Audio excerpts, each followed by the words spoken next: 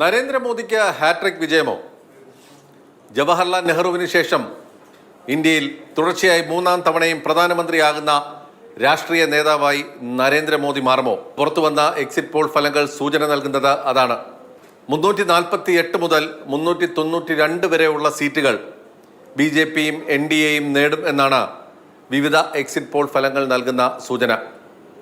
അതേസമയം മഹാരാഷ്ട്ര പോലെ ബീഹാർ പോലെ ഉള്ള സംസ്ഥാനങ്ങളിൽ കഴിഞ്ഞ തവണ നേടിയ വിജയം നേടാൻ BJPക്ക് കഴിയില്ല എന്നും എക്സിറ്റ് പോൾ ഫലങ്ങൾ സൂചിപ്പിക്കുന്നു.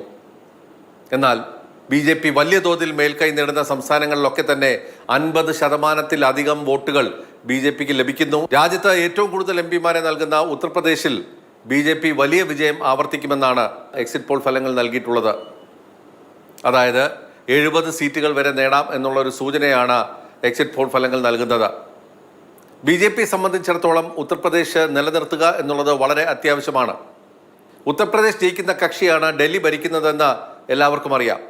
അതുകൊണ്ട് തന്നെ ഉത്തർപ്രദേശിൽ വലിയ തോതിലുള്ള സന്നാഹമാണ് BJP ഒരുക്കിയത്.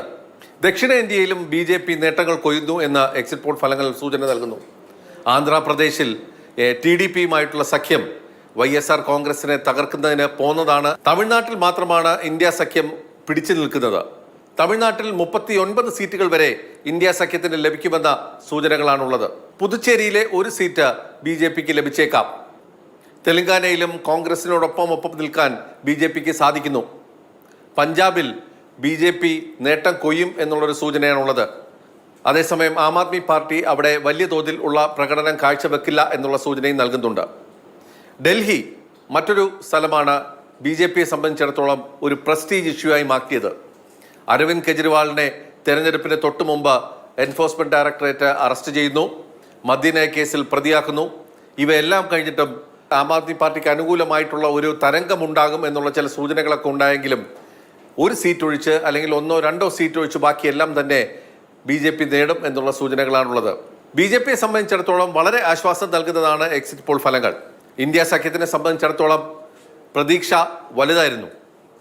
ഇന്നലെ ചേർന്ന ഇന്ത്യ സഖ്യത്തിന്റെ യോഗത്തിലും മല്ലികാർജ്ജുന ഖാർഗെ പറഞ്ഞത് 295 സീറ്റുകൾ നേടും എന്നായിരുന്നു. പക്ഷേ ആ പ്രതീക്ഷകളൊക്കെ തന്നെ ആസ്ഥാനത്തായേക്കുമെന്നുള്ള സൂചനയാണുള്ളത്. ഇനി 2 പകലുകൾ കൂടിയുണ്ട്. യഥാർത്ഥ ഫലം വരുമ്പോൾ ആർക്കായിരിക്കും റെയ്സീന കുന്നുകളിലേക്കുള്ള വഴി തുറക്കുന്നത് എന്ന് നമുക്ക് മനസ്സിലാക്കാൻ കഴിയും.